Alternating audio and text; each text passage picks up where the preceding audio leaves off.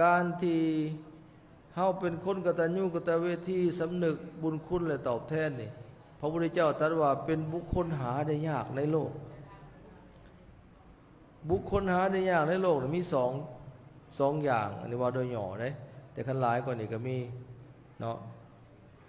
เอาสองอย่างนี่แหละก่อนหนึ่งปุพพการีบุคคลผู้ทำอุปการะมาก่อนสองกตัญญูกตเวทีบุคคลผู้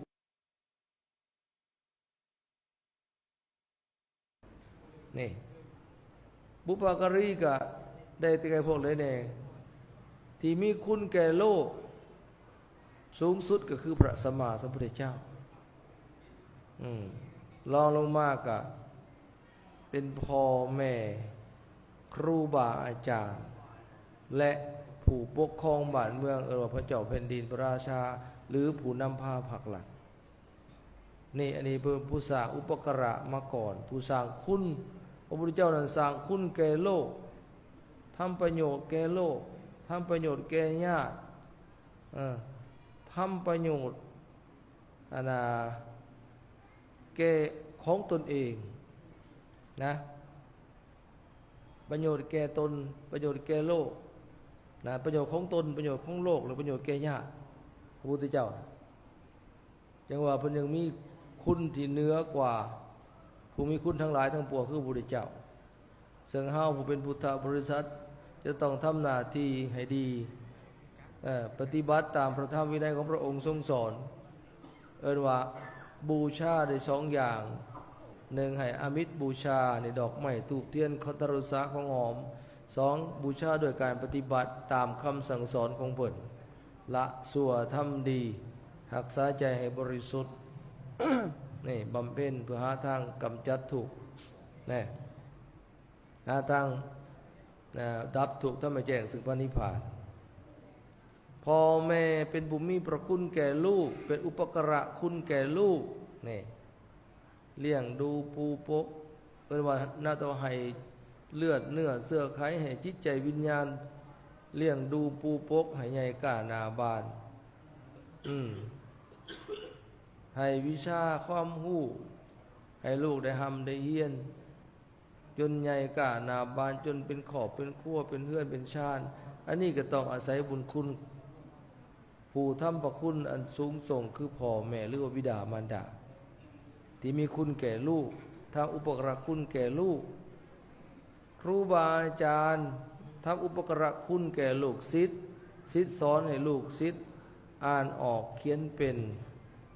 นั่นให้ลูกศิษย์มีวิชาชีพต่างๆได้ก็ต้องอาศัยครูบาอาจารย์เป็นผู้ศิษย์สอนนี่อันนี้ครูนะจึงทำหน้าที่ของความเป็นครูที่ดีอันนั้นคือผู้มีอุปการะแก่ลูกศิษย์ผู้นำพาหรือว่าเจ้านายเจ้าแผ่นดินพระราชาอันนั้นเป็นผู้มีบุญคุณแก่ประเทศชาติบ้านเมืองบำบัดทุกข์บำรุงสุขแก่ประชาชนปกปักรักษาพื้นแผ่นดินต่อสู่กู้ชาตินี่พัฒนาบ้านเมืองให้เจริญรุ่งเรืองอันนี้คือ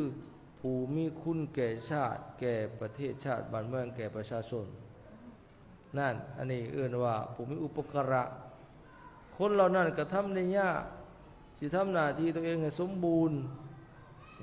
หาได้ยากอีหลีเด้นี่พ่อแม่เฮานี่มีแต่คนเกิดมานะมีแต่สองคนพ่อกับแม่คันแยกเพศก็หมายว่าพ่อหนึ่งแม่หนึ่งเท่านั้นหาก็ได้ยากสิไปหาพ่อแม่สองพ่อแม่สามไปได้ยากแล้วจังซั่นให้เฮาเกิดมาเลี้ยงดูพวกเฮามีแต่สองคนยากเวที่สองคือยากที่จะทำหน้าที่ของความเป็นพ่อแม่ที่ดีได้ยากของความจะเป็นครูที่ดีของศิษย์ได้ยากที่จะเป็นสิมาเกิดมาเป็นพระพุทธเจ้าเอาแห่งยากอันนี้นะพระพุทธเจ้าเกิดมายุคใดอุบัติขึ้นมีแต่องค์เดียวก็สิมาเกิดเป็นหลายกับหลายกันจนโลกสลายอีกกูนะโลกเกิดใหม่สมัยต่อไปไปถึงมาเกิดอีกนี่สั้นโมเมนต์เรื่องง่ายนะสิได้มาหนึ่งมาทำหน้าที่ของความเป็นพ่อแม่เป็นครูอาจารย์ เป็นผู้นำหรือเกิดมาเป็นพระพุทธเจ้านั่นยากมันยังหาได้ยากคนยังว่าหาได้ยากอีหลีสองมาบาดนี้ผู้มีความกตัญญูกตเวทีผู้ฮู้บุญคุณทานและตอบแทนอันนี้ก็หาได้ยากในโลกมันได้อยู่แต่มันมีหน่อยที่จะเฮ็ดสมบูรณ์หน้าที่ของตัวเองที่จะฮู้ซึกสำนึกบุญคุณผู้มีพระคุณและตอบแทนมันมีหน่อยจนผู้ให้เพราะว่าเขาในฐานะเป็นลูกพ่อแม่2 คนเลี้ยงลูก10 คนได้ลูก10 คนเลี้ยงพ่อแม่2 คนบ่ได้จนขนาดนั้นบางเทื่อบ่ได้จักคนเลยในลูก10 คนสิมาดูแลพ่อแม่คือพ่อแม่ดูแลตัวเองบ่ได้ย่างเพิ่นเจ็บเพิ่นไข้สิมาเดืองดูผู้ปกสิมาเมียนขี่เมียนเหนียวเพิ่นยากยิ่งกับมันเป็นมีครอบมีครัวมีลูกมีเมียมีคนหักเพิ่นก็ไปเอาอกเอาใจพุ่นแหละพ่อแม่อยู่เฮือนจักกินหยังอยากหยังบ่จักบ่ได้มาวนมาวายได้เงินก่อนใหญ่ก่อนโตก็ให้แต่ไม้เดียวเพิ่นนั่นแหละแม่อยู่เฮือนขอเงินสิไปเฮ็ดบุญกับทั้งญาตินะขี่รถเก๋งงามพาเมียพาแฟนไปหาเที่ยวแม่เล่าถีบสำล้อถีบรถจักรล้อขี่สำล้อไปเนี่ยเห็นบ่เบิ่งคักๆไหมยากเด้สิตอบแทนเพิ่นน่ะบ่เป็นของง่ายผู้มีพระคุณคือพ่อแม่อย่างของอิทยาเป็นพิเศษหน่อยนึงบ่แม่นสิตอบแทนได้ง่ายๆพระพุทธเจ้าอุปมาเหมือนบุรุษผู้หนึ่งเอาพ่อแม่ทั้งสองมานั่งอยู่2 บ่าตลอด100 ปีให้กินข้าวกินน้ำทายอุจจาระปัสสาวะนะอยู่ในบ่าทั้งสองนี่ตลอด100 ปีก็บ่สามารถที่จะตอบแทนบุญคุณของเพิ่นให้หมดสิ้นได้อยากตอบแทนให้พ่อแม่ทั้งสองผู้มีพระคุณให้คุ้มค่าให้ดีที่สุดให้สูงสุดคือให้พ่อแม่ผู้บ่มีศรัทธาให้มีศรัทธาบ่มีศีลให้เป็นผู้มีศีลพ่อแม่บ่มีจาคะบ่บริจาคทานให้บริจาคทานพ่อแม่บ่มีปัญญาบ่ฮู้แจ้งในศีลในธรรมในอริยสัจ4ให้พ่อแม่ฮู้แจ้งเห็นจริงในศีลในธรรมอันนี้จึงถือว่าเป็นการตอบแทนอันสูงสุดถึงสั่นเฮาสิตอบแทนโดยข้าวหน้าโภชนะอาหารหลายปานใดก็ยังบ่สามารถตอบแทนบุญคุณให้หมดสิ้นได้เพราะว่าถ้ามีแต่เงินคำแต่พ่อแม่บ่มีคุณธรรมเพิ่นก็บ่พ้นจากอบายยิ่งบางคนลูกหลานเอาเงินเอาคำไปให้ไปหลิ่นไปกินไปเที่ยวเอาไปใส่ในทางบ่ดีนะมัวเมาในทรัพย์สมบัติบ่ทำบุญทำทานบ่รักษาศีลบ่บริจาคทานนะบ่สนใจในศีลในธรรมก็บ่สามารถที่จะพ้นจากทุกข์ได้พ้นจากอบายได้ทรัพย์ภายนอกถ้าเอาไปใช้บ่ถูกก็บ่เกิดประโยชน์แต่ทรัพย์ภายในคือบุญกุศลคือคุณงามความดี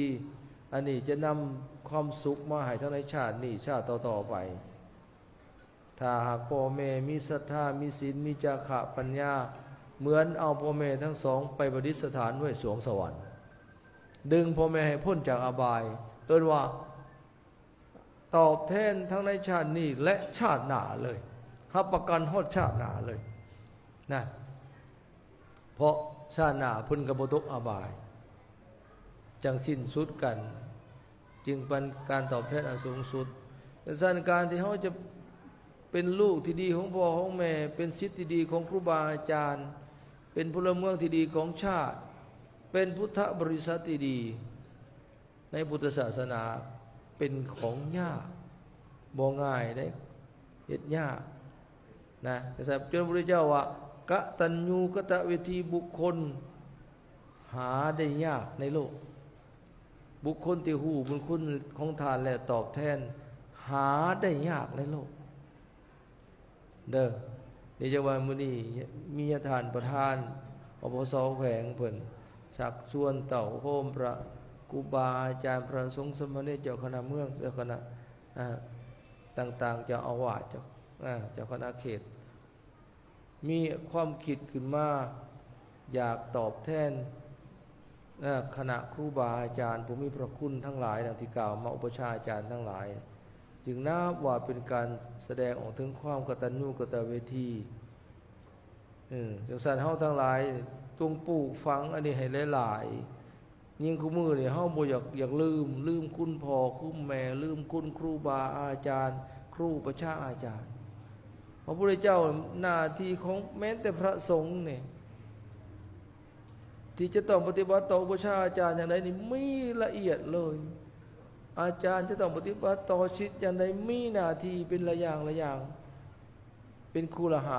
เลยละเอียดลูกปฏิบัติต่อพ่อต่อแม่ลูกตอบแทนพ่อแม่อย่างไรพระพุทธเจ้าสอนเบิดนี่ยกตัวอย่างคือบิดามารดาเขามีพระคุณนี่โอ้พระสงฆ์นี่พระพุทธเจ้าอนุญาตให้บิณฑบาตไปเลี้ยงได้เลย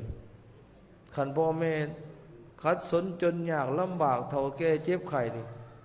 แม่ออกขันเห็นยาคู่บิณฑบาตไปให้แม่กินย่อมือสุดศอกโลดพระพุทธเจ้าอนุญาตได้กลางพรรษาพ่อแม่เจ็บไข้หรือเสียชีวิตพระพุทธเจ้าสตหะไปได้เลยผู้อื่นบ่ได้เลยพ่อแม่ญาติพี่น้องใกล้ชิดโดยเฉพาะพ่อแม่กันประสงค์ตรงมันพ่อแม่ไปยามไปเยี่ยมเจ็บไข้ได้สตหะไปเป็นยกสูงคืออย่างนั้นครูประชาอาจารย์ก็ไปได้ไปดูแลได้นะเพิ่นเจ็บเพิ่นป่วยเพิ่นไข้ไปอุปถัมภ์ประถาดูแลรักษาหรือเพิ่นมีเวียกงานการหน้าไปสดไปสวยได้นี่เฮาสิเห็นได้จังตัวนี้ต้องปลูกฝังกันได้หลายพอทานเพิ่นเคยเทศเรื่องอันนึงเรื่องพญาสิโคตรขาช้างสุดท้ายแล้วลูกพอเฒ่ามาอิจฉาลูกเขยมาห่างลาวใส่แหลมใส่ลูกเขยน่ะขาลูกเขยตอนไปถ่ายลงวิดน่ะสุดท้ายก็ลูกบัดก่อนสิตายแล้วพญาสิโคตรละเว้นไว้น่ะอันนั้นแหละความหมายเพิ่นน่ะเพิ่นหมายก็ว่าเว้นน่ะคันว่าอันนี้เมื่ออันนี้คัน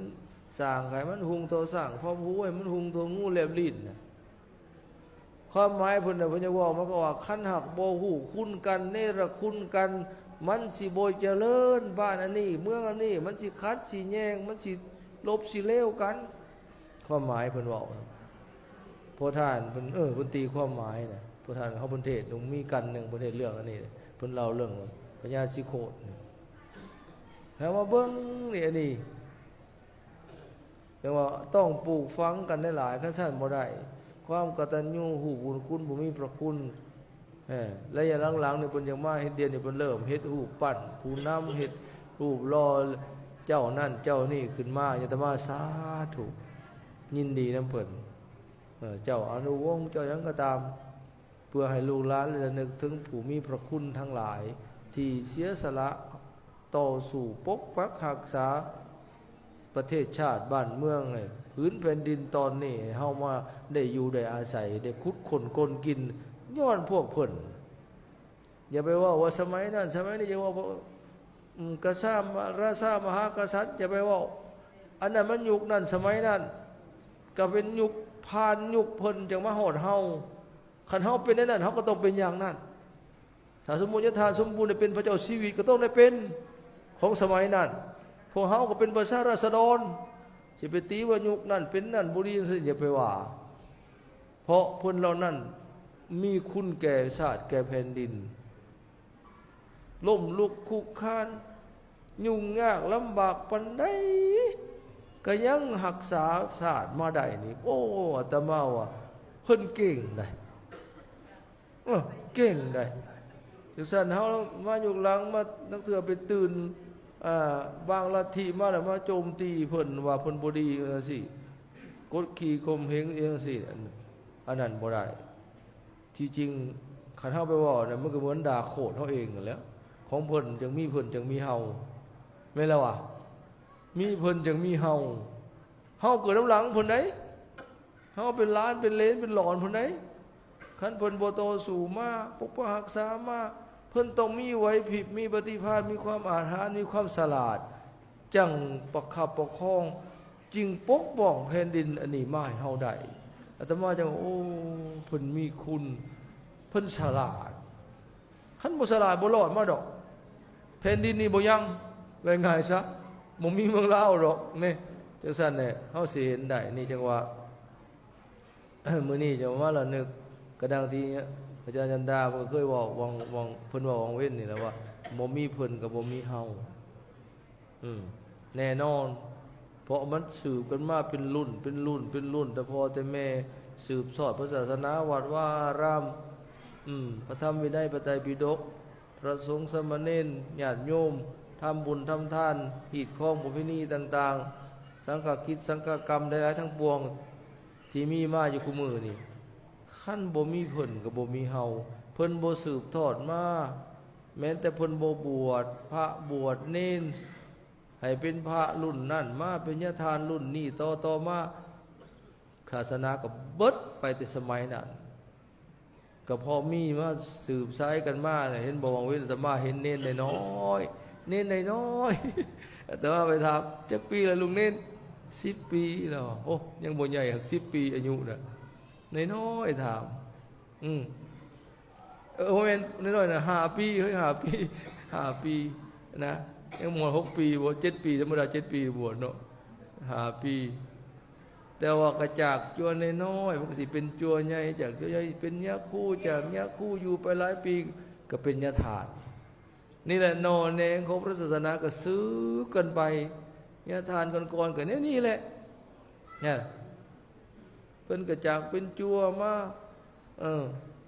คือโพธานเขาทั้งหลายเนี่ยคันเป็นบวชแต่เป็นเน้นมากกับผู้เละแต่พอคือพระเดชพระคุณเขาก็ตัวตั้งแต่จัวงอนก็มาแล้วแต่มากกับไปเป็นยาคูไปเฮียนจนมากกับยามหาอยู่หลายปีเป็นยาทานกับเพิ่นได้สืบกันมาไอ้นั่นรุ่นก่อนจังมีหอดสมัยเฮานี่จะว่าพระพุทธเจ้าอย่างว่าศึกษาเบิกขากด้วยว่าความเป็นผู้ทำอุปการะมาก่อนมีทำคุณมาก่อนและผู้หูบุญคุณของทานเนี่ยตอบแทนหาได้ยากในโลกเถือกอีหลีได้นี่เบิ่งขากโลดหาได้ยากก็คือมันมีหน่อย2ยากที่จะเฮ็ดหน้าที่นั้นให้สมบูรณ์แบบใดหน้าที่ของความเป็นพ่อเป็นแม่เป็นลูกเป็นเต้าเป็นครูเป็นศิษย์เป็นผู้นำเป็นประชาชนที่ดีหรือเป็นพุทธมามกะที่ดีเป็นพระสงฆ์ที่ดีนั่นหรือผู้ที่จะว่าอุบัติอันสูงสุดคือพระพุทธเจ้าอันนั้นก็แห่งหายากในโลกถึงที่สุดเลยฉะนั้นเฮาทั้งหลายเนี่ยจงมาแสดงออกถึงความกตัญญูกตเวทีมื้อนี้ได้มาให้ทั้งอามิตรบูชาตอบแทนด้วยอามิตรด้วยดอกไม้คันธรสะของหอมด้วยเครื่องบุญเครื่องทำทานต่างๆอัฐบริการต้นกระพึกปัจจัยต่างๆอาหารหวานข้าวอันนี้เอิ้นว่าเป็นการให้อามิตรบูชาโดยวัตถุสิ่งของ2มากกับปฏิบัติบูชาการที่เฮามีความกตัญญูในจิตใจระลึกถึงบุญคุณเพิ่นการที่เฮาตอบแทนบุญคุณเพิ่นโดยการทำบุญอุทิศให้นะได้มาไหว้พระได้มารักษาศีลได้ฟังเทศน์ฟังธรรมละบาปทำบุญละชั่วทำดีอันนี้เอิ้นว่าปฏิบัติบูชาทั้งสองนี้พระพุทธเจ้าสรรเสริญว่าปฏิบัติบูชาเป็นเลิศประเสริฐกว่าการให้อามิตรบูชาเพราะตัวเองมันดีเว้นชั่วและทำดีตัวเองดีเองยิ่งปฏิบัติศีลปฏิบัติธรรมขัดเกลากิเลสเพื่อบรรลุธรรมหูแจ้งธรรมอันไหนแห่งสูงขึ้นกับตัวเองนั่นแหละสิบรรลุธรรมตัวเองนั่นสิถึงมรรคผลนิพพานเพราะฉะนั้นปฏิบัติบูชาประเสริฐกว่าขันให้อามิตรมิแต่มาไหวโวนอย่างเดียวตัวเองมาปฏิบัติมันก็บ่ได้มิแต่สิมาขออย่างเดียวก็บ่ได้ไปไหวบนได้ดอกไม้เทียนคู่นึงก็ขอแต่ให้คนซอยตัวเองบ่ปฏิบัติมันก็บ่ได้เป็นบ่นั่นแต่การปฏิบัตินั่นอันนั้นสำคัญกว่าทำกรรมดีละชั่วทำดีนะสำราญใจให้ผ่องใสให้ ให้สูงขึ้นไปปฏิบัติศีลปฏิบัติธรรมให้ยิ่งขึ้นไปเพื่อมรรคผลนิพพานเพื่อดับกิเลสดับทุกข์ดับการเวียนว่ายตายเกิดอันนั้นมันประเสริฐไหนพระพุทธเจ้าเพิ่นว่าสิเอาให้อามิตรนี่ขนมากองทอภูเขายังบ่จัดว่าเป็นการบูชาอันประเสริฐแต่ว่าการบูชาประเสริฐคือการประพฤติตามธรรมวินัยที่พระองค์ทรงสั่งสอนนะปฏิบัติเพื่อหาความดับทุกข์ถ้าไม่แจ้งสู่พระนิพพานอันนั้นพระพุทธเจ้าทรงสรรเสริญว่าประเสริฐเพราะตัวเองนั่นแหละสิพ้นจากกองทุกข์ได้พ้นจากวัฏสงสารได้บ่แม่นเพิ่นสิมาสอยเฮาได้พระพุทธเจ้าปรินิพพานไปแล้วเพิ่นสิมาเทศน์มาสอนเฮาก็บ่ได้ฉะนั้นมีแต่เฮาศึกษาทำวินัยเพิ่นไปปฏิบัติตามคำสั่งสอนของเพิ่นน่ะเฮาสิฮู้แจ้งเห็นจริงในธรรมเฮาสิพ้นจากกองทุกข์ได้อันนั้นแหละเพิ่นจังสรรเสริญว่าปฏิบัตินั้นประเสริฐกว่าได้คันมีแต่อามิตรอย่างเดียวเลยยังมาไหว้พระอยู่วัดมาขอพรอยู่วัดกลับมาเฮือนเมื่อขาสัตว์คือเก่าเมื่อลักทรัพย์มาประพฤติในกามเมื่อกินเหล้าเมายาเมื่อขี่ตัวปล่อยด่ากันอยู่คือเก่าดินการพนอกเพราะนั้นมันก็ยังชั่วอยู่เพิ่นว่านั่นแหละการเว้นชั่วนั่นการทำดีนั่นแหละประเสริฐกว่าเพียงแต่เอาดอกไม้มาบูชานะบูชาแล้วให้อามิตรก็ให้แต่ไปใช้มาใช้ก็ตั้งใจปฏิบัติด้วยอันนั้นดีที่สุดเลยได้ทั้งให้อามิตรได้ทั้งการปฏิบัติทรัพย์ภายนอกก็ได้ทรัพย์ภายในก็ได้ประเสริฐสุดเลยทรัพย์ภายนอกวัฒนทรัพย์เงินคำเข่าของที่เฮาให้ทานไปก็จะได้ผลทั้งนี้อริยทรัพย์ทรัพย์ภายในคือศีลคือธรรมธรรมะเอาไปปฏิบัติอันนี้เป็นทรัพย์ภายในทรัพย์เหล่านี้จะเห็นในตัวเองเจริญทางปัญญาเจริญทางศีลทางธรรมจะเป็นไปเพื่อความพ้นทุกข์ได้นี่ให้มันได้ทรัพย์ภายในเลยทรัพย์ภายนอกคือดังกล่าวมา